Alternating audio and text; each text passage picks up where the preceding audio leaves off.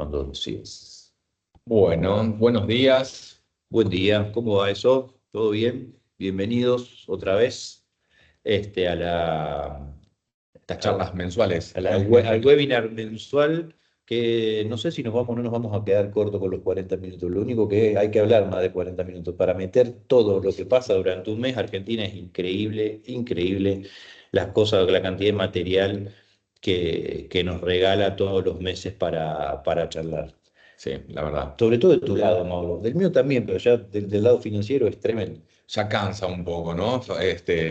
El otro día veía un comentario que decía, che, qué tremenda semana esta. Bueno, no es lunes todavía. Sí, Así que bueno, después de la charla del presidente del lunes y todos los eventos políticos y demás, así que sí, bastante movido todo. Bueno, a ver si nos confirma alguno gentilmente si se nos ve bien y se escucha bien. Por las dudas, si tenemos que ajustar algo antes de comenzar en el chat. Y si cualquier duda que tengan, comentario, obviamente los escuchamos. A ver, a ver.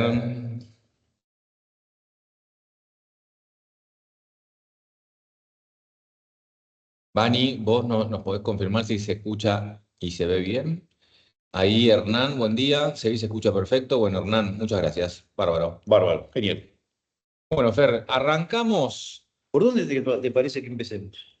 ¿Dónde te viene mejor? Mira, si querés vamos mechando con la parte financiera y demás, cuando lo crees oportuno, pero sí estaría bueno que vos retomes un poco tu visión en general Bien, ok, dale, de los commodities y demás, ¿no? dale, sí. A ver, con el tema de commodities está difícil por una cuestión de que hay mucha divergencia.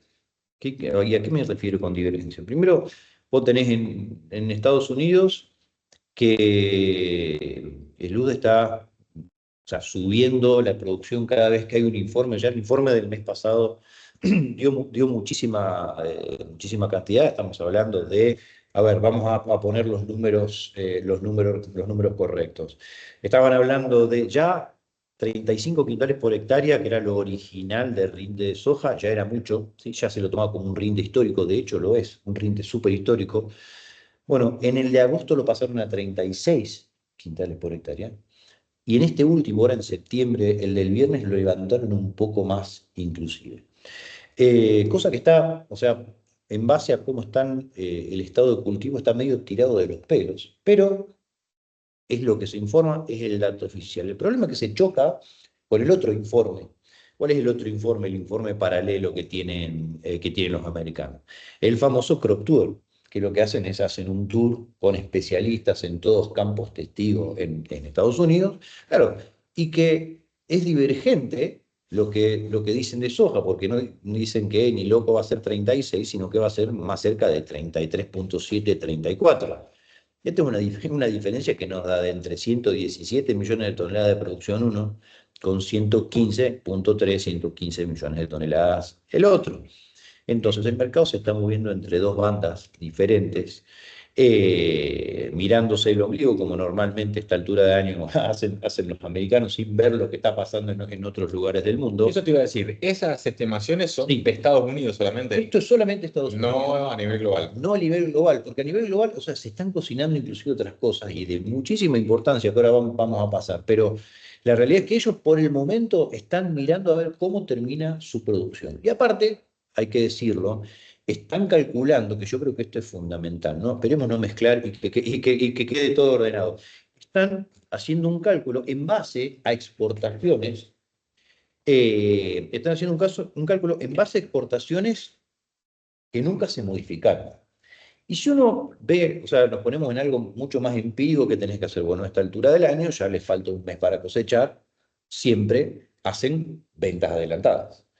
Todos sabemos que la disputa que hay entre China y Estados Unidos con respecto a los aranceles es realmente muy grande. A esta altura del año, normalmente no hay menos de 6 millones de toneladas, kilo más, kilo menos, comprado por adelantado. En este momento, China a Estados Unidos le compró cero, absolutamente Buen nada, dato ese. absolutamente nada. Es más, cuando vos mirás un poco más los números, decís, bueno, a ver, ¿hasta cuándo tienen comprados los chinos? Y los chinos tienen todo septiembre y octubre cubierto sus necesidades. Tienen un hueco, ¿sí? Sobre noviembre, diciembre y enero, que es donde, digamos, la cosecha americana ingresa, y después ya están empezando a comprar, adelantándose, están empezando a comprar febrero y marzo. Es más, marzo ya tienen el 50% cubierto. Uno, a veces sin hablar, se dicen cosas, ¿no? Prácticamente cuando yo te estoy diciendo esto, ¿qué te estoy diciendo prácticamente? Mira, los chinos están queriendo comprar lo mínimo indispensable y seguir comprando en Sudamérica, donde, sobre todo en Brasil, donde hay mucha soja.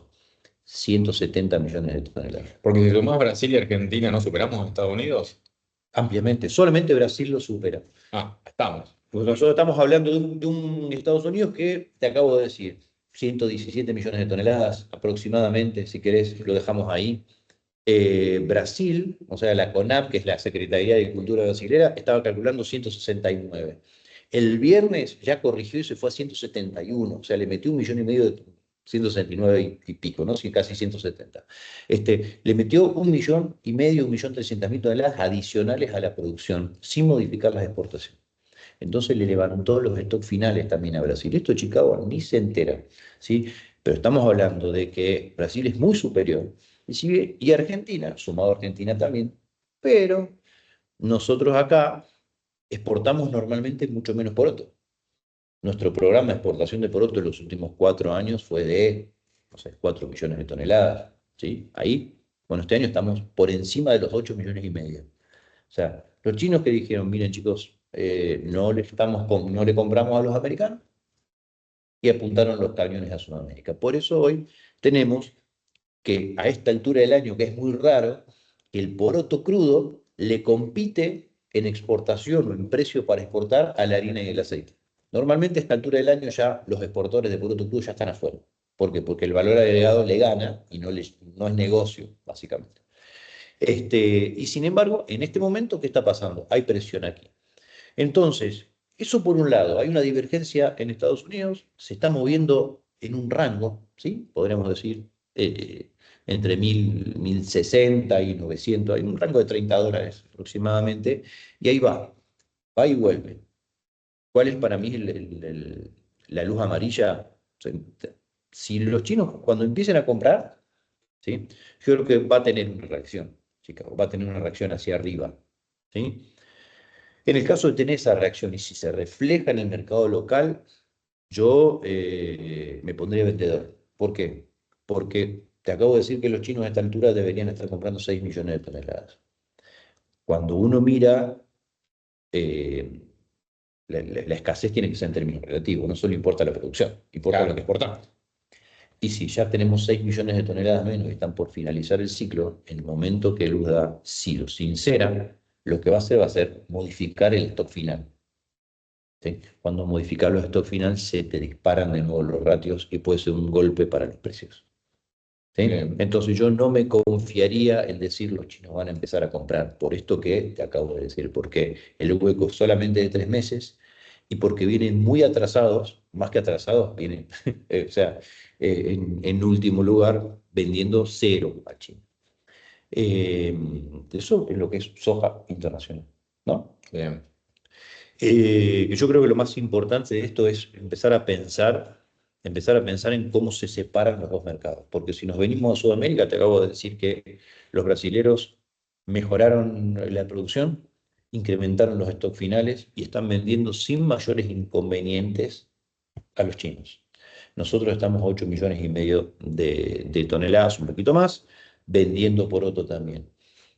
Las ventas locales vienen avanzando muy bien, mucho más que el año pasado, ¿sí? Y ahí hay un poquitito de lo tuyo, un poquitito de lo mío, porque los precios son mejores, sí, pero porque la financiación es mucho más cara también, ¿sí? Y aparte también un poco influye el evento que tuvimos en junio de este año, en el cual el gobierno de alguna manera instó a los productores a que aceleren esas ventas, ¿puede ser? Puede ser, sí, o sea, se instó a que se aceleren las ventas mejoraron un poco, pero no fue en realidad lo que hizo disparar hacia adelante. A ver, lo que sí estuvo pasando en el último tiempo, el precio tiene un componente grande de nominalidad. ¿Sí? A ver, si yo te digo, a ver, ¿en cuánto está la soja desde hace ya, no sé, un mes y medio? Está entre 2,95, 2,96, 2,98. y ahí se mueve, ¿sí? Ahora, ¿la diferencia dónde está? La diferencia está en que las bases para vender no se ponen en dólares, se ponen en pesos. El tipo de cambio se disparó hacia arriba. El primer hit para vender, donde había mucho volumen, eran los 400.000 pesos. ¿Sí? Y ahí se empezó a vender muy fuerte. Y de ahí en adelante se viene vendiendo en forma continua, porque nominalmente, para lo que son gastos en pesos, obviamente, gastos operativos, es un número que sirve y mucho. ¿Sí? Por más que en términos de dólar, exactamente lo mismo. Claro. ¿Sí? Pero se aceleraron las ventas, están bastante más aceleradas que el año pasado. Sí. Bien, y como vos decís, o sea, hoy el contexto de variables también nominales financieras invita a, bueno, la financiación está más complicada, ¿no es cierto? Sí, y las colocaciones están mucho mejores. Claramente, no cambió mucho respecto a todas las charlas que venimos teniendo, Así es. y es un poco el contexto en general macroeconómico, político y de cómo están las variables. Bueno, hemos tenido ahora hace poco, después de las elecciones, un volantazo, un cambio en el cual las tasas bajaron un poco en pesos. Ujú. Bueno, como una señal que todavía no termina de completarse porque hay cosas por resolver, que el mercado de alguna manera está priceando de forma negativa, pero siguen altas las tasas de todas formas y en dólares, bueno, son valores que son un poco más reales, distintos a los que veníamos teniendo hace tiempo atrás. Sí, totalmente. Ahora, y vos lo mechamos porque tengo la duda, si no tengo que olvidar preguntarte. ¿Cómo ves las tasas en pesos hacia adelante? ¿Que sigan contrayendo paulatinamente hacia abajo, hacia una tasa real sobre inflación más razonable, o que se mantengan altas? La lógica, y ahí entra un poco la percepción actual y las expectativas que hay después de las elecciones, ¿no? Sí. La gran pregunta que se hace en el mercado, bueno, falta una eternidad hacia el 26 de octubre y muchos se preguntan, bueno, ¿cómo llegamos a esa fecha? Si llegamos antes de que haya algún cimbronazo. Esta señal de que hizo el Banco Central, a grandes rasgos, el error, a mi criterio, de haber sacado las leyes y el desbarajuste de las tasas y que hayan ido a valores excesivamente altos en términos reales, Sí. y esto de sacar los corredores de tasa que sirven en este contexto, Estabilizan, al menos. volvieron un poco, ¿no? El Banco Central en esta semana pasada y estos días puso nuevamente un piso que se acercó a valores del 30, 32, 35. Ujú. La caución también se acomodó en esos valores y, bueno, generó un alivio. Ahora, para mí tenemos que ver lo siguiente. La inflación, si todo continúa bien, Ujú. proyectada, descontada por el mercado y también por las consultoras del REM, está en el orden del 20-25% de acá a 12 meses vistas. Ok. La tasa tan positiva como tenemos, claramente eso afecta mucho a la economía real.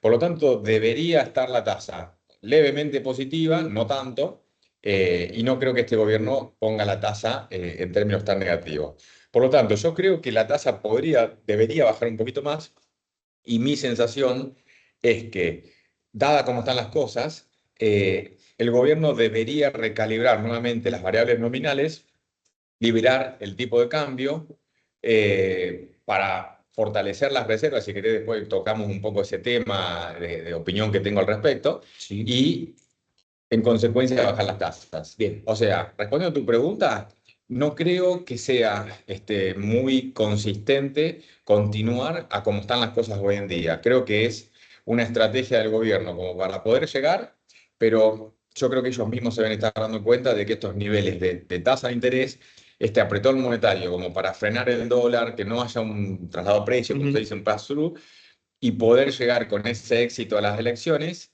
Bueno, una vez obtenido el resultado que esperan seguramente sea positivo o como sea que se dé, bueno, no le va a quedar otra que, me parece a mí, hacer algún cambio. Bien, coincido, en realidad.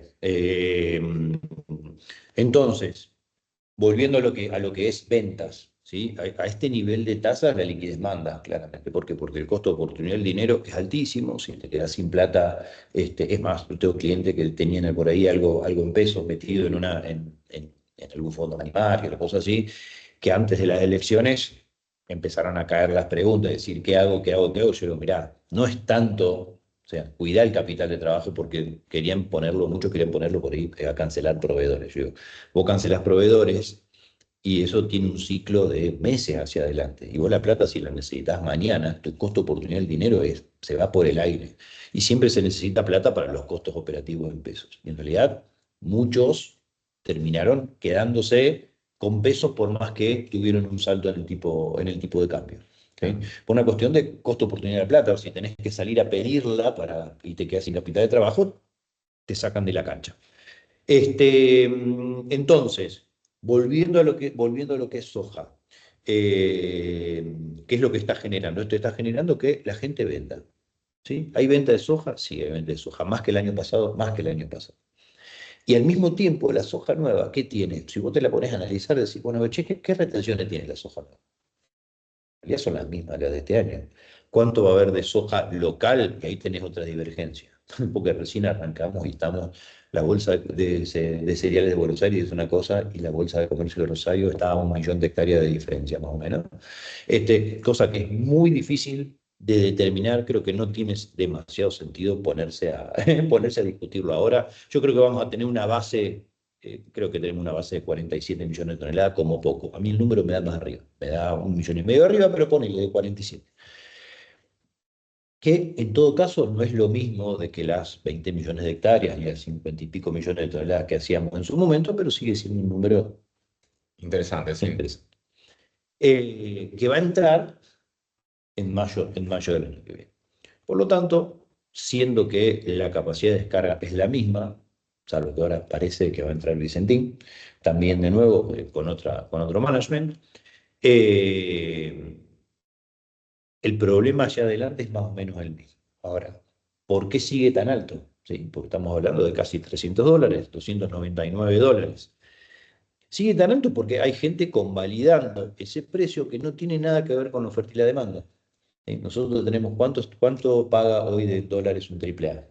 8 promedio. 8 promedio, perfecto. Si yo soy un intermediario, ¿sí?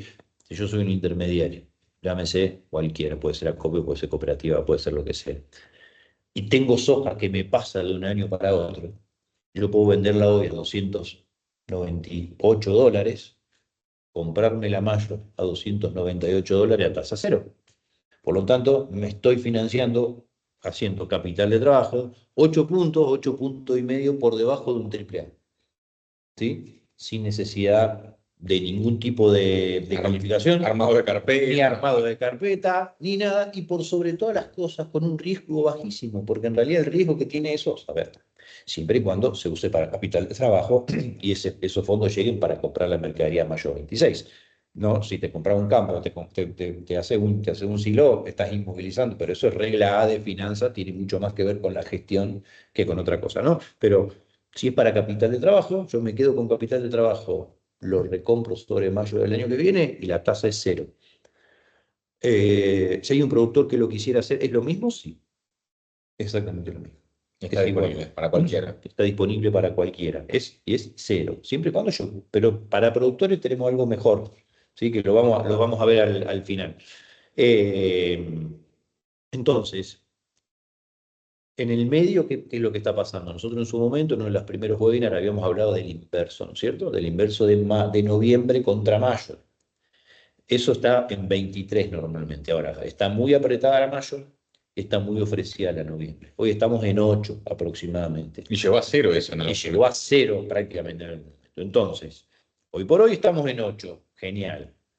¿Dónde saldríamos? Yo siempre fui de la idea de salir más cerca de 15. Ahora, si el farmer selling, si la gente sigue vendiendo así y se sigue apretando, o sea, sigue habiendo esta dinámica, si sigue habiendo esta dinámica, va a ser muy difícil que se vaya mucho más arriba. Por lo tanto, personalmente creo que cerca de 10, ¿sí? le tomaría ganancias y me iría a colocar en otro lado. Me parece bien. Están lejos del promedio, se quiere, o bastante sí, por debajo, pero todos los años cambia eso y bueno. lejísimo del promedio. Este año se está dando un cambio en la operatoria, se está dando un cambio en la operatoria que dudo que lo lleve a esa cantidad, salvo que se apriete muchísimo noviembre o que se ofrezca mucho mayo o que pasen las dos cosas, entonces eso se abra. Mientras tanto, aparte, una cosa, estamos ya metido a mitad de septiembre. O sea, pasado mañana es mitad de octubre y se nos cierra la posición. Entonces yo creo que ya hoy habría Queda que... poco tiempo, claro. Tiene poco tiempo por delante como para que se desarrolle esa cantidad. Yo de 8,5, 9, 10 adelante, cuando se puede ir tomando ganancia, lo iría sacando. Buenísimo. ¿Sí? Eso creo que lo comentamos en la primera charla, si mal no Creo que fue recuerdo. creo que fue la primera charla. ¿Sí? Lo que tiene de bueno siempre un spread de este tipo, yo lo hablamos así con los chicos, es que tiene poca inversión inicial. Sí, ¿Sí? sí. Entonces la renta que se le saca, obviamente como cualquier renta, el beneficio sobre el capital invertido llega a ser siempre, tiene ratios muy altos. Totalmente. Antes que continúes, una cosa Sí. que quería comentar, esto del costo de un triple A. Fíjate, en algún momento venimos con un nivel de emisiones en general bastante bueno, Sí. pero seguramente lo que ocurrió está a la vista. Todas las empresas que colocaban pagarés, perdón, obligaciones negociables en dólares, lo hicieron antes de las elecciones. Ujú. La plaza está desierta. La semana pasada no hubo nada, estos días tampoco, y venían colocando John Deere, bueno, un montón de empresas de primer nivel, y bueno, eso se frenó totalmente. Por un lado, bueno, es una señal de que nada, el evento político esperado fue clave. Por el momento no retoman, seguramente hayan tomado todo lo que necesitaban. Y es una herramienta ya del otro lado, para alguien con una visión un poco más prolongada de tiempo, que tenga excedentes digamos, de dólares, bastante interesante para invertir, ¿no es cierto? Pero, comentario al margen, está bastante seco el ofrecimiento del mercado primario de emisiones de ese estilo. Algo Ok. como para destacar por ahí. Bien, bien, perfecto. Vamos a pasarnos a maíz y trigo, si te parece. El maíz, en realidad, los americanos van a tener una señora cosecha. Es más, en el último informe del viernes le bajaron un poquito el rinde, pero le subieron el área. Estamos hablando de 427 millones de toneladas. Una barbaridad. ¿Vienen exportando? Sí, vienen exportando muy bien. Más allá de que vienen exportando muy bien, el nivel de stock uso está arriba del 13,5%. Es una locura. Sí, es realmente muy alto. El maíz tiene un techo muy importante en Estados Unidos, más allá de que vendan bien. eh, Tiene un techo muy importante, siempre y cuando se saque esa cantidad, porque en realidad el productor hizo exactamente el mismo chiste, ¿sí? Con maíz que con soja. O sea, mientras hablan de 113 quintales por hectárea promedio país, con 412 millones, te acabo de decir 427. La diferencia es abismal. ¿Quién tiene la razón? La verdad lo vamos a saber cuando entre en la cosechadora, pero mantiene también el rango de precios en un cierto nivel. Perdón, Este, Fer, ¿esa diferencia en años pasados suele darse también? no tan grande. Ah, bien. Suelen tener diferencias, sí, porque son diferentes formas de ver la cosecha, pero en realidad esto es realmente muy grande. O sea, es un deal changer. O sea, cambia completamente el escenario de maíz, lo cambia completamente. Sí, a uno te lo deja casi en 14% de stock uso, y si tomamos el Crop Tour te lo deja en 9,9, que no es bajo. O sea, no es algo muy bajo, pero no tiene nada que ver contra 13,3. ¿Y quién tiene más prestigio? ¿No lo tiene Luzda, ponele? Mira, el UDA es lo que se sigue, es el oficial, todo. Ahora, siempre, yo siempre digo por ahí que el UDA no te miente, sino que te dice la verdad en cuotas muchas veces, Mm. ¿no? El tema está que siempre es más, ellos mismos lo dicen, va convergiendo sobre la realidad, ¿sí? Hay que tener en cuenta que en estos estadios son análisis visuales.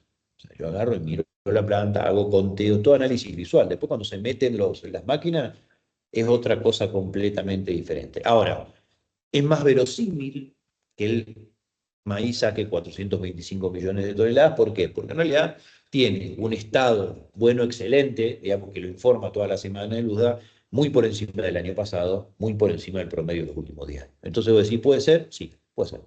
La soja, más o menos. ¿Por qué? Porque en realidad tiene un estado bueno excelente que es más bajo que el del año pasado, que no dio 36, sino que dio 34, si no me equivoco, ¿sí? Quintales por hectárea de promedio, y está por arriba del promedio de los últimos 10 años, pero por abajo del año pasado. Ahora, son inspecciones oculares.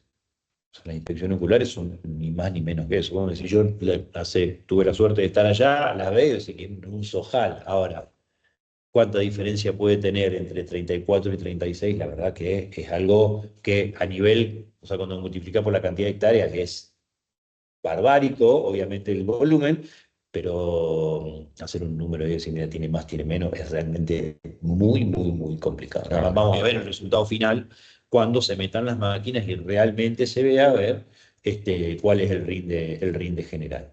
bien. Para terminar, dos comentarios. Uno de ellos que también hay divergencia acá entre las dos bolsas, cuánto hay más del maíz o cuánto no hay más del maíz. ¿Sí? Pero que me traje el machete.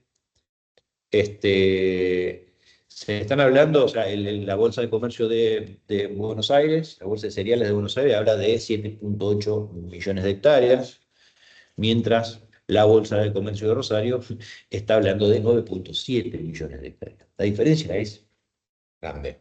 enorme, sobre todo en el maíz que tiene gran volumen. Ahora, dejemos de lado el maíz. Yo lo que quiero comentar más allá de esto, que después lo vamos a terminar viendo, a ver si es más, si es menos. Yo creo que de soja no va a ser tan bajo, porque la soja es un comodín, no importa. Ahora, sí va a haber mucho más maíz. Y lo importante del maíz, más allá de su volumen, es su distribución.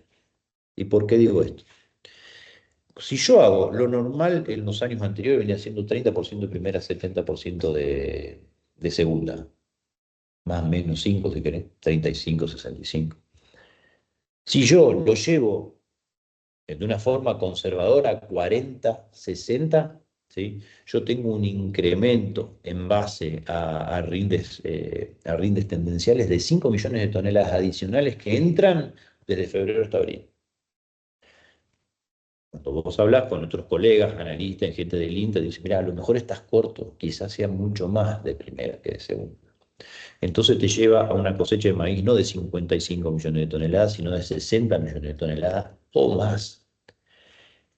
Y yo le pongo el acento acá, es la distribución, porque uno cuando dice el volumen, dice, bueno, ¿qué son? 55, 60, está todo fantástico. Ahora, no es lo mismo que ingrese la gran mayoría entre en julio, donde ya terminó la soja, donde ya lo único que estamos mirando es el trigo allá adelante, que ingrese en febrero, marzo, cuando la soja y está entrando al mismo tiempo que la soja, porque los hilos son los mismos, las rutas son los mismos, los puertos son los mismos, las embolsadoras son las mismas.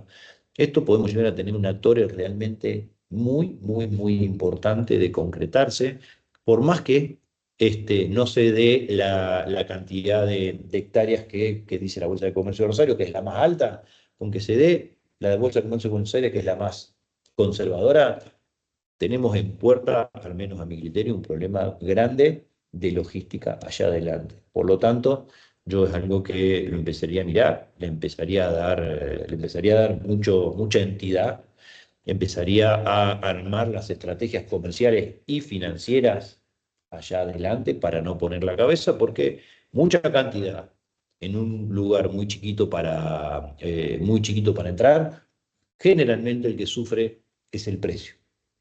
¿Sí? Y como último, y después hacemos la estrategia que estuvimos charlando, que es de los dos, comentás vos la parte financiera, que hay muchísimo también para que no se nos vaya el tiempo. Sí, sí. Trigo, Perdón, sí, antes de te digo, dale, esto que comentás me parece sí, sumamente interesante. Lo voy a tratar de recordar para la actualización que tengamos dentro de un mes, ¿no? sí. Porque me parece que esto que estás diciendo es un factor a seguir de cerca de cara a las estrategias y demás. Vamos a ver cómo se va actualizando esa info. Exactamente, o sea, yo creo que es a seguir, yo no se lo escuché decir a nadie todavía, yo el otro día estuve haciendo esta clase de cálculo porque claro, fue lo primero que me vino a la cabeza. 30-70 no es lo mismo que 60-40 ni que 50-50 como están hablando en muchos lugares. O sea, la distribución temporal de la mercadería modifica radicalmente la logística y modifica radicalmente la finanza y el precio. O sea, es como que desestructura todo el mercado que, que estamos acostumbrados a ver y que estamos acostumbrados a operar. Por lo tanto, nos puede desestructurar como empresas y pegarnos la línea de flotación en lo que más nos importa, que es la rentabilidad. Importante seguirlo de cerca, muy bueno. Para seguirlo muy de cerca, sí. Y en cuanto al trigo, pregunta que te hago, a ver, sí, obviamente ahora desarrollarlo, ¿no? Sí. Pero me parece que relacionándolo con las finanzas y con el tema este de los dólares y la acumulación de reservas y todo estar entrelazado, ¿no? Sí. El riesgo país, la capacidad todo, así. ¿Qué, ves un aire en cuanto a la generación de dólares para la cosecha fina, para el gobierno, para la generación de dólares que puedan llegar a dar un alivio a las reservas? Definitivamente sí. Porque ahí tenés dos productos que entran, Trigo y girasol. y girasol. Girasol se están esperando 1 millón de toneladas adicionales. Después respondemos la pregunta, porque veo que están entrando por el chat. O sea, después respondemos las preguntas. Va a entrar trigo, va a entrar girasol. El girasol cuando entra en enero el del norte, después empieza a bajar hacia el sudeste. Va a haber mucho girasol, va a haber mucho girasol. Hay 1 millón de toneladas adicionales de girasol. ¿Sí? Y esa cantidad viene sobre todo del norte que empieza a cosechar sobre enero. Y después, en noviembre, que ya estamos a nada, entra todo el trigo. Te cuento una cosa. Dijimos del costo de oportunidad de la plata. ¿Sabes cuánto trigo hay vendido a precio? ¿En porcentaje? Hay 934.000 toneladas sobre 20 millones de toneladas. Hay un 4,5% de trigo vendido a precio nada más. Esto implica que con el costo de oportunidad de plata que acabamos de nombrar hace un ratito, prácticamente sin vender, te contesto la pregunta, ¿va a haber liquidación? Sí. El problema lo va a tener el productor, porque el productor está sin vender, porque no le gustaba el 210, después con el 200 extrañaba el 210, el 195 extrañaba el 200, 190, el 95, ahora estamos en 188, 189, y ahí no sabemos para dónde va a ir para ahí. Vamos a tener una señora cosecha de trigo. Interesante. Y me imagino acá también que es determinante para el precio del trigo local la formación de precios afuera. ¿Hay alguna visión así que tenga respecto del trigo en ese sentido? Mirá, el tema es que el problema lo tiene que tener Australia. Porque vos mirás el norte, salió un informe de Sovecom que los rusos tuvieron una cosecha récord en la zona más al norte, van a tener 87,2, si no me equivoco, millones de toneladas. O sea, el hemisferio norte tiene trigo. El problema lo puede llegar a tener Australia, que tiene una parte más o menos y otra parte que está muy bien. Ahora, realmente tiene que fallar fuerte para que el sudeste asiático venga para acá, se cruce todo el globo, van a venir a buscarnos trigo a nosotros. Claro. ¿Por qué? Porque el flete es mucho más caro. Entonces, está complicado, o al menos no se ve ningún, salvo que aparezca algún cine negro en el medio, que diga, mirá, pasó esto y no lo veíamos. Está muy complicado que en los próximos 60 días vaya a cambiar la situación triguera. Tiene posibilidades, o sea, siempre hablamos de probabilidades, no nadie tiene la bola de cristal, pero tener, si querés, un 85, estoy siendo buenísimo, un 85% de posibilidades de que no se va a modificar la situación. Para el que necesita plata ahí, 20 millones de toneladas con tan poca venta y con necesidad de plata en ese momento, con un costo de oportunidad del dinero alto, creo que va a haber liquidaciones y eso tampoco es bueno para el precio. Eso está bueno nuevamente para tomar nota, es un dato certero como para considerarlo. Y esa relación del 4% Sí. a esta etapa de septiembre, ¿tenés en la cabeza algún promedio a grandes rasgos histórico de cómo debería estar? Mira, lo normal es que entre el 15 y el 20 debería estar. Bien. Que arriba del 10% tenés que estar seguro de venta forward. Este año estamos a un nivel que es extremadamente bajísimo, bajísimo. Y encima tenés un nivel muy bajo de venta y tenés la mayor cosecha de los últimos años. Porque vamos, o sea, capaz que vamos clima mediante, hago la aclaración por las dudas. Clima mediante, que no pase nada, toquemos madera. tenemos una cosecha de no menos, estamos hablando de mínimos, ¿no? Decíamos, no menos de 47 de soja, ¿sí? No menos de 55, si querés, de maíz, comer en la mano. Bueno, no tenés menos de 19 millones de toneladas de trigo, ¿sí? Es mucho trigo para entrar con muy poca venta, es muy peligroso. Bueno, buena noticia para el gobierno, si se quiere, de alguna manera. Sí, sí, sí, en realidad sí. En realidad sí. Este, Totalmente. Eso es en lo que hace a granos. Claramente no lo podemos separar, porque yo la verdad que cualquier decisión que tomo o que recomiendo a mis clientes, la ato automáticamente a lo que está pasando fíjate que en cada una de las posibilidades de decisión lo até con finanzas, porque hoy el costo de oportunidad de la plata o de fondeo es infernal, Bien. infernal. Y en ese sentido, mira, quería repasar algunas cosas. Dale. eh, y un poco dejando el lugar para en la estrategia final, ¿no? Acá está la foto de las tasas al día de ayer. Y tenemos que han estado en el orden del 60%, siempre hablando TNA, ¿no?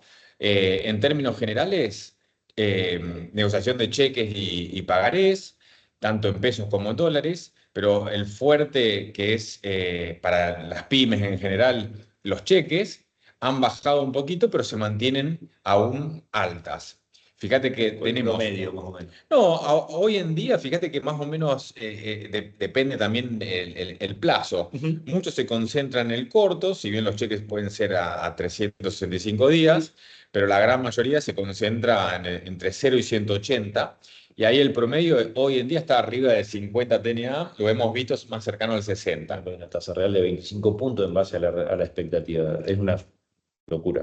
Es una locura, pero como he escuchado por ahí, en estas situaciones en donde prima la liquidez, quizás es muy importante para las empresas contar con esa financiación y ajustarse con los márgenes a como pueda. Es como que es una situación, por lo que hemos charlado con muchos clientes, en donde nadie obviamente está cómodo financiándose con estos niveles de tasas. Obviamente todos convalidan de que son altísimas, pero la necesidad apremia. Entonces, en la medida en lo que uno pueda postergar todo tipo de financiación, claramente, pero muchas veces eso no se puede.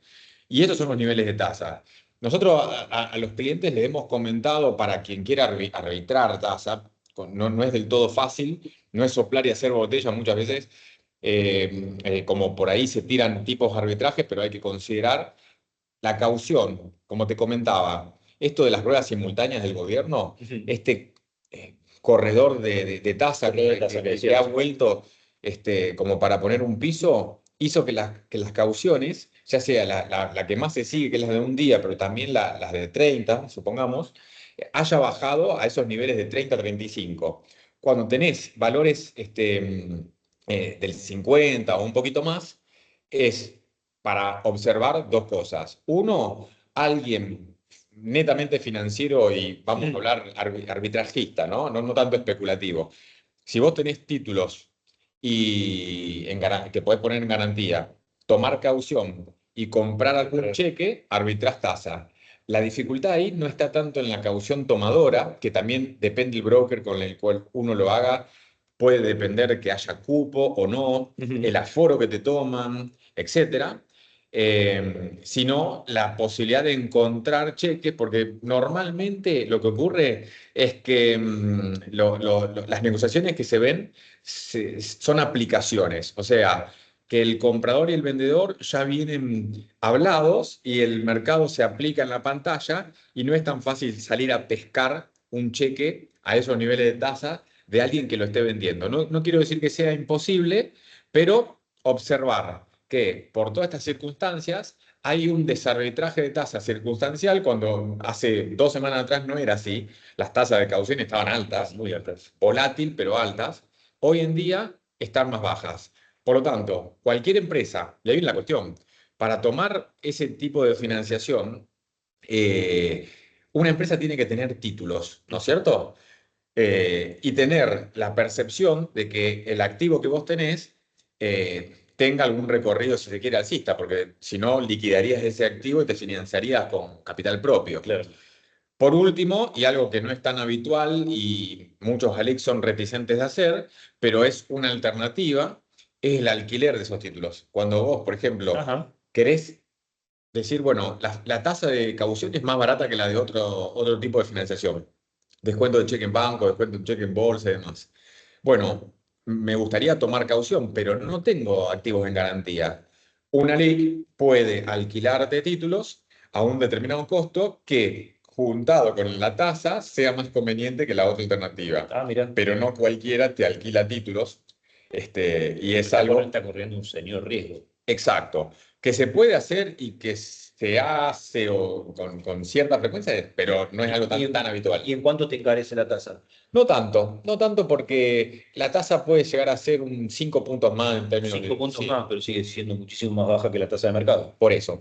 Es una alternativa. Después, bueno, los distintos segmentos más o menos convalidan esos niveles de tasa y esto nos da lugar como para ahora rematar con la propuesta que habías comentado. Las tasas implícitas que están ahí en pantalla de dólar futuro están Bueno, más bajas que las tasas de inversión comparables, como por ejemplo el CAPS, que están en un cuadrito que ahora muestro.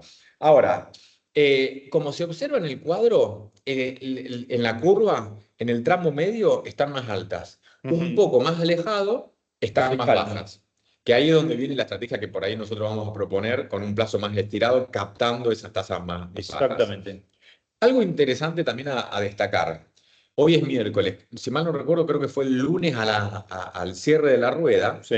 se dio a conocer una noticia que el Banco Central amplió el límite que tenía de tomar posiciones short en el A3, en el mercado en futuros de tipo de cambio. ¿Te acordás que esto tiene origen con el descalabro que se armó allá por 2015, con el juicio que le hicieron a Cristina, Banoli como presidente del Banco Central vendiendo futuros, A un seguro de cambio, sí. llegó a valores exorbitantes de open interest, de interés abierto, y a partir de eso se le puso un límite a la posición que el Banco Central puede tener de interés abierto, en este caso normalmente es vendido. Bueno, el lunes se amplió eso. 9, ¿no? Toda una señal, sí, toda una señal. Yo creo, a ver, es una herramienta más que el gobierno tiene para controlar el tipo de cambio. Ayer las posiciones de tipo de cambio bajaron bastante. Mucho, Y 1,5 creo. 1,5, 2 en algunos casos, y se dio un interés abierto, si mal no recuerdo, creo que era de 175 millones de dólares que se amplió en mayo. Así que, bueno, nada, el gobierno debería mostrarse fuerte en esto de. Creo que vi un tuit de Caputo hoy a la mañana, que fue de ayer a la noche, que decía que el techo de la banda lo van a salir a defender, que de ahí no tiene que pasar. Bueno, son señales. En estos 2 días inclusive vienen poniendo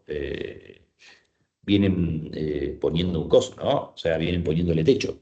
¿A qué cosa, perdón? Vienen poniendo oferta en el techo de la banda. Vienen poniendo, eso se dice, han habido órdenes de 300 millones en bloques de 100, se piensa y casi con seguridad que es el Banco Central o el gobierno, pero bueno, hasta ahora no lo No lo tocaron, no lo usaron. El otro día bajó, pero porque hubo un pago al BID, si no me equivoco. Sí, no, y aparte el agro también la semana pasada, comienzo de la Muchísimo, es otra cosa. Durante la semana pasada hubo mucha oferta de parte del agro, por esto que yo te venía diciendo que se viene vendiendo, viene activa la venta. Entonces es como que la liquidación va pasando. Si llegamos, como vos me preguntabas, a noviembre, diciembre, la cosa va a empezar a fluir distinto, porque después ya es como que casi que tiene una solución de continuidad hacia adelante, en distintas cantidades, ¿no? Pero la. Bien, bien. Una cosa a comentar que la vi ahora, producto de la charla del lunes a la noche, que dio bastante para hablar entre los economistas, analistas, consultores y demás, son las variables proyectadas de tipo de cambio, de inflación y demás, ¿no? Bastante criticado por lo poco realistas. Fíjate que el 2025, otra cuestión, normalmente los presupuestos también son, digamos, bases como para trabajar de forma prolija los gastos y egresos, pero no son muy fiables en términos de las proyecciones de que las variables van a llegar a esos No, niveles, no está claramente. bien. Yo escuché muchas de esas críticas también. Y en realidad uno ve el presupuesto de las empresas y son todas estimaciones, claramente. O sea, son casi que son líneas de conducta para después analizar los desvíos.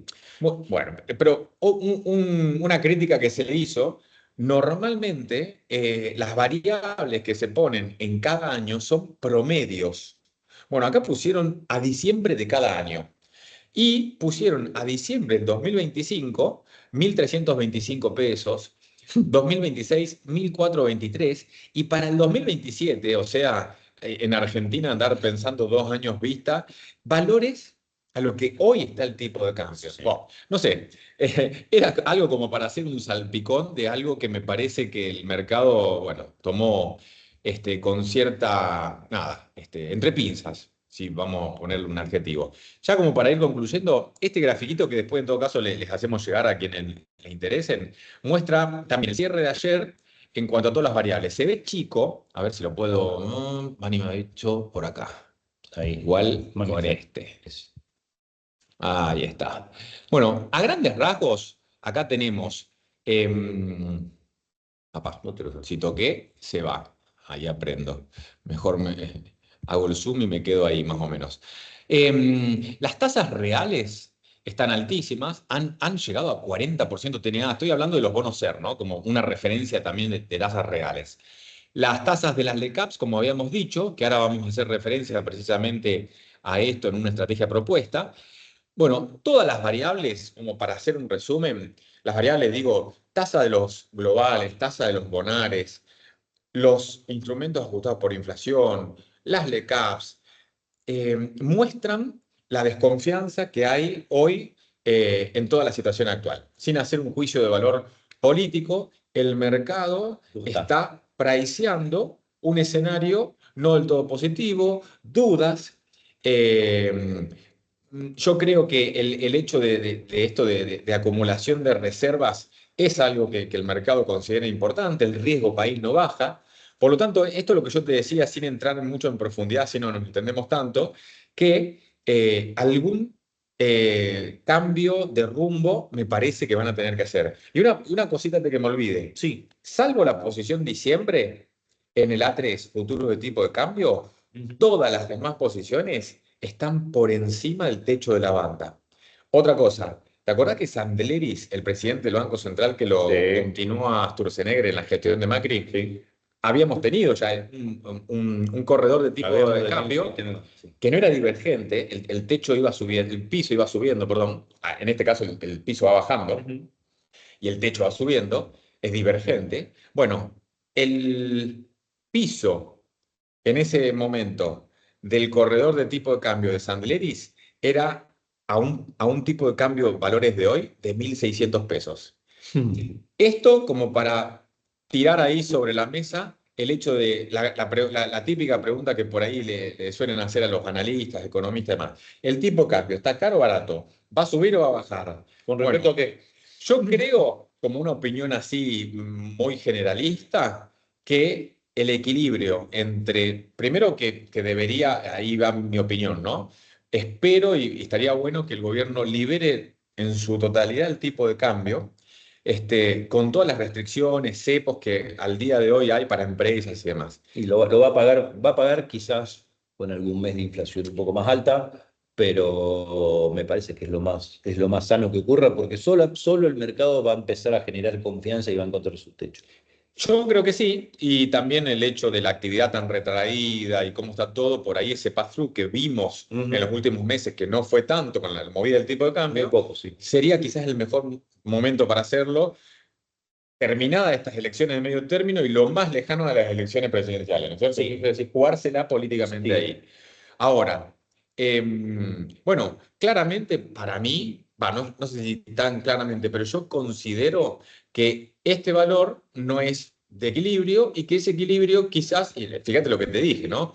Solamente una comparación, el piso del corredor de tipo de cambio Sandleris estaba en 1.600 cuando hoy ni el techo actual llega a esos valores.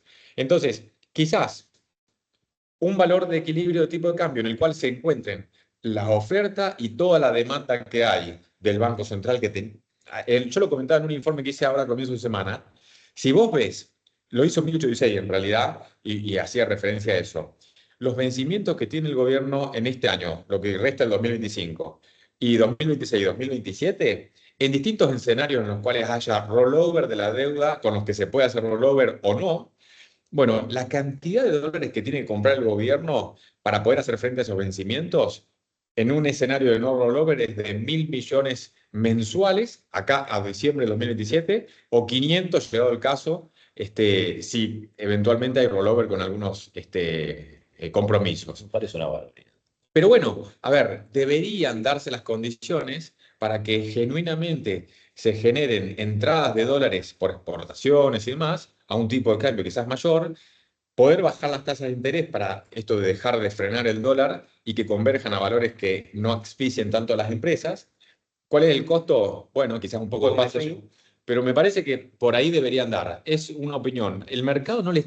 O sea, fíjate que hoy todos los incentivos estarían dados a que si el tipo de cambio está rozando el techo, si vos le crees que el gobierno ahí va a salir con todo su poder de fuego, te conviene No toda la tendría vida que vender todo. vender, pasarte a tasa, porque el rendimiento en dólares de hacer carry sería sustancial. Sí, Bueno, el mercado me parece que no le está creyendo. Eso es una opinión. Si querés, Fer, bueno, ya habiendo hecho un salpicón de todo esto, vamos al último, que me parece que es espectacular, como ponerle un poquitito, darle un poquitito más de zoom, así lo vemos. ojo que si le doy zoom, no sé si me come alguna parte, ¿no? Me parece. Sí, mira. Sí. Bien, a ver, ¿de qué se trata la estrategia? En base a lo que venía diciendo Mauro y a la visión un poco del mercado, esto es una estrategia exclusivamente de arbitraje.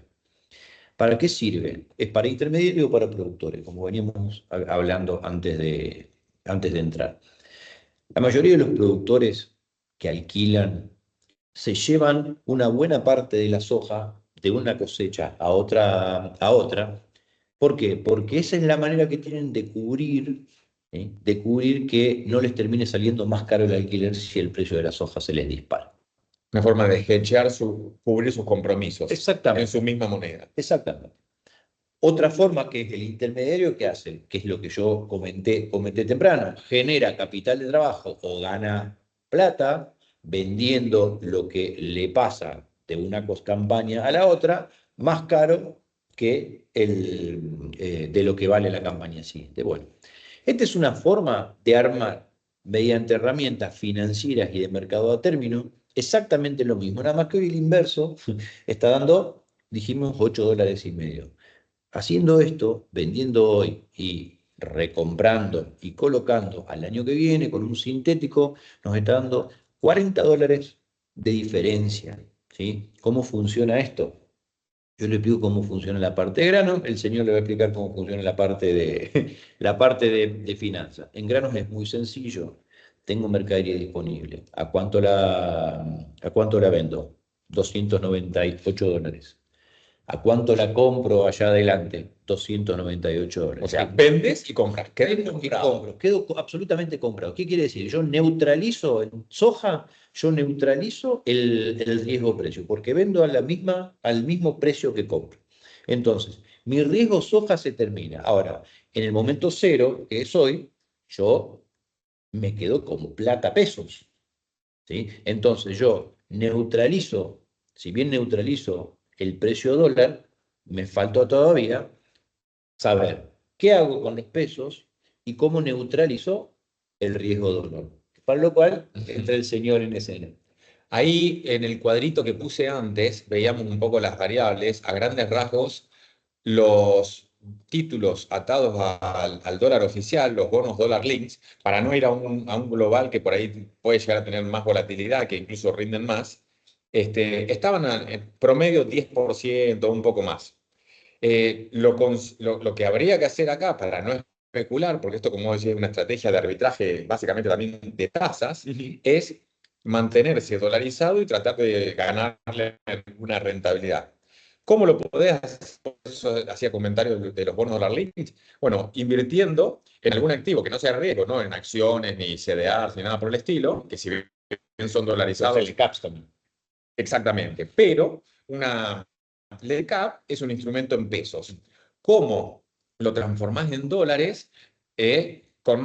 Combinándolo con una compra de dólar futuro, como vos bien dijiste, armás un sintético, que la palabra sintético hace referencia a construir un instrumento de inversión con dos variables que son distintas. En vez de comprar un instrumento puro dólar link, compras un instrumento de tasa y una cobertura de tipo de cambio. Exactamente.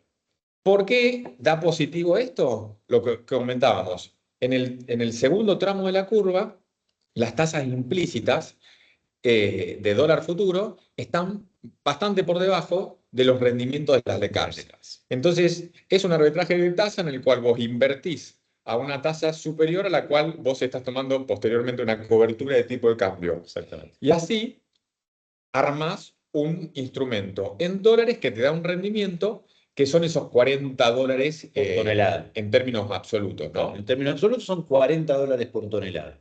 Para quien paga alquileres, justamente, son $40 que se mete en el bolsillo, que son bajada de precio de alquiler pura, lisa y llana, porque en realidad si yo a mayo me lo llevo para eso y en mayo pago alquileres, como la gran mayoría paga, tengo una ventaja de $40 sobre lo que tengo que pagar a mayo 2026. Y no hace falta que me lleve la soja hasta allá adelante.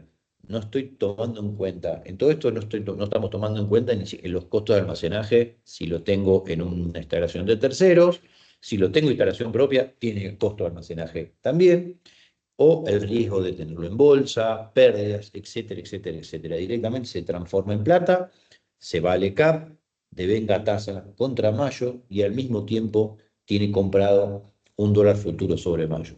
El sintético que dice ahí, espera que lo mire bien, dice el 13.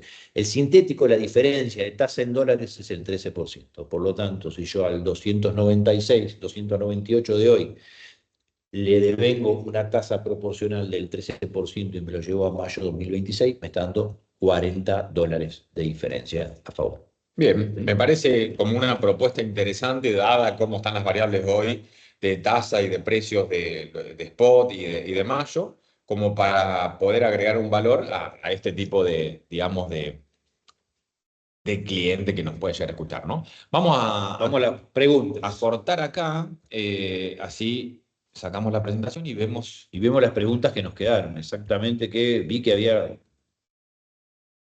Ahí va, perdón. Uno. Consulta uno. ¿Vos ves bien? Dice, consulta, ¿cómo impacta en el negocio de Adeco Agro su asociación con Profértil? Pregunta. Tuyo eso.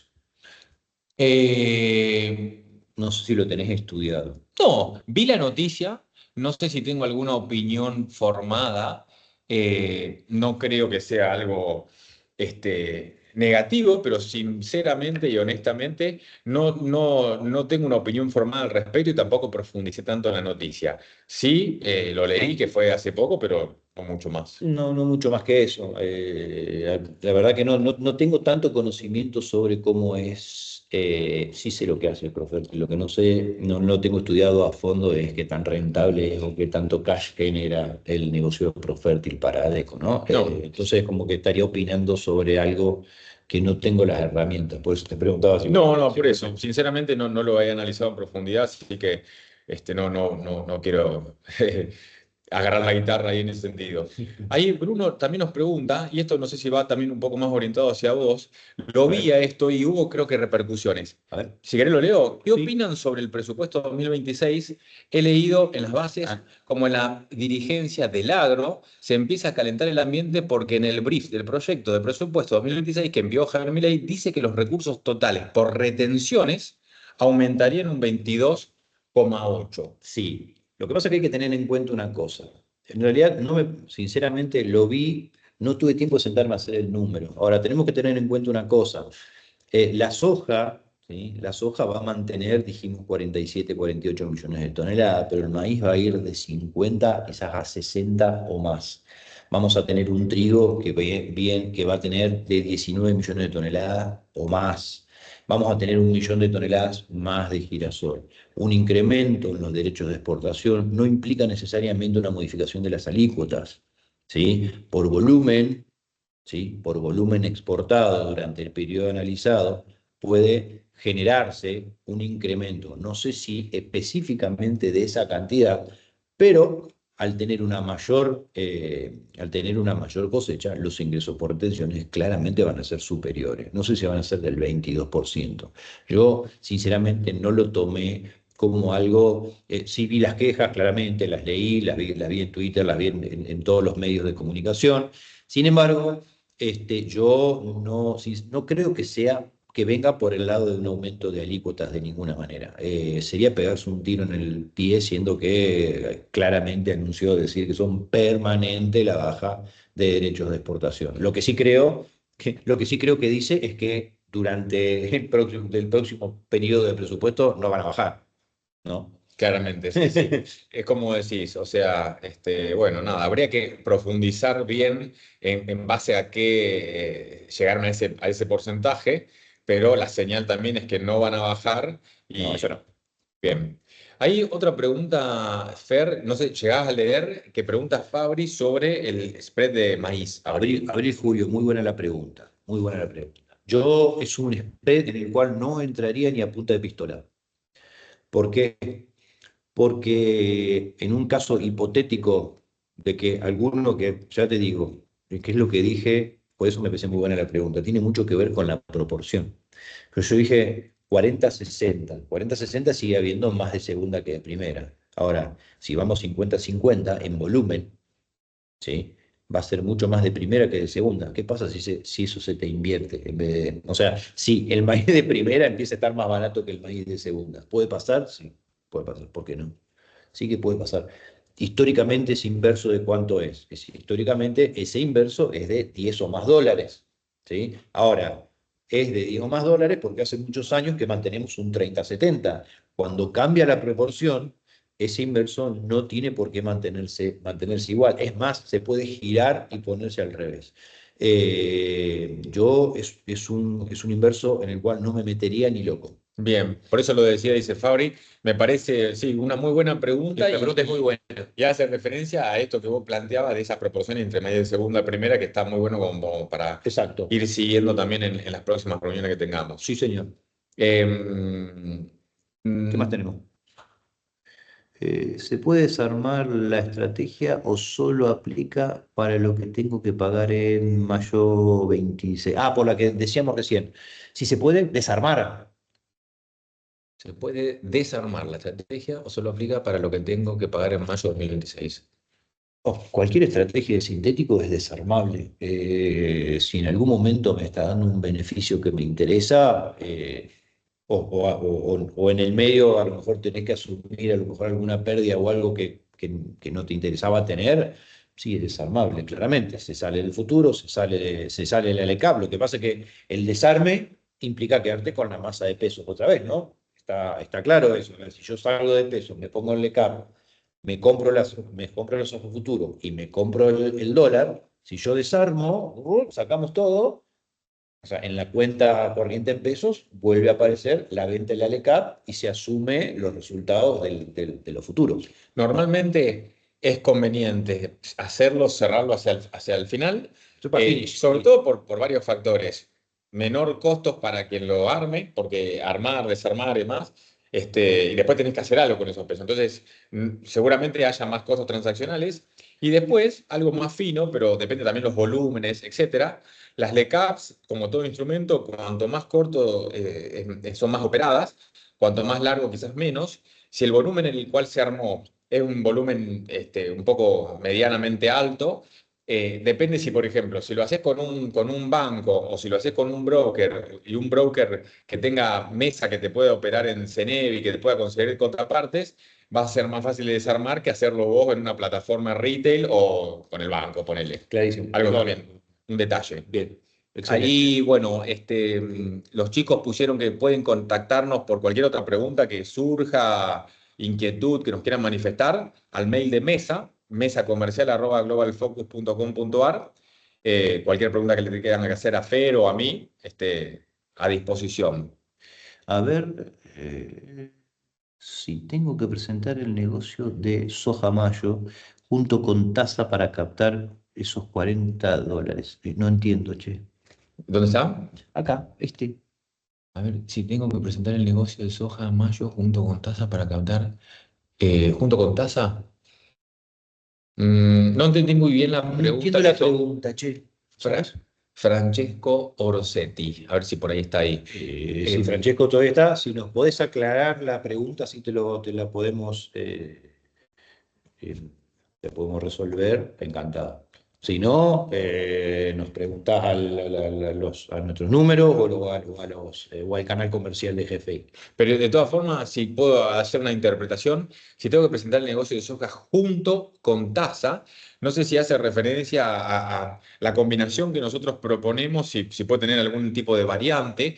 A ver, esto consiste en lo que dijimos, ¿no es cierto? Vender ahora y recomprar en mayo. Ahí estás calzado y te haces de una masa de dinero en la cual, en términos de toneladas, estás igual, con la diferencia intertemporal en la cual la vas a recibir más adelante y hoy tenés que hacer algo con esos recursos. Sí, señor. No sé si la pregunta hace referencia a eso. La propuesta nuestra es dolarizarla y obtener un rendimiento con el sintético. Claro. Se puede hacer otra cosa, pero también ahí entras en un terreno. Ya nos metemos en otro lado. Exacto. No sé si va por ahí la pregunta, pero me animé a hacer alguna interpretación. Exactamente. Esto está armado para algo específico. ¿Y por qué se armó por esto específico que lo hablamos hace un rato antes de entrar? Porque normalmente el productor hedgea, cubre el precio de su alquiler llevándose soja sobre el otro año. Se pierden los inversos, se pierde mucha plata en el camino.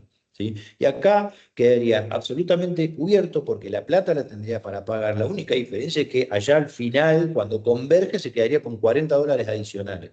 De menos de alquiler, si quieren, por tonelada, ¿no? O sea, yo no sé ustedes, pero en mi pueblo, por esa cantidad de plata de alquiler, te carnean con una cucharita en el café de la estación de servicio.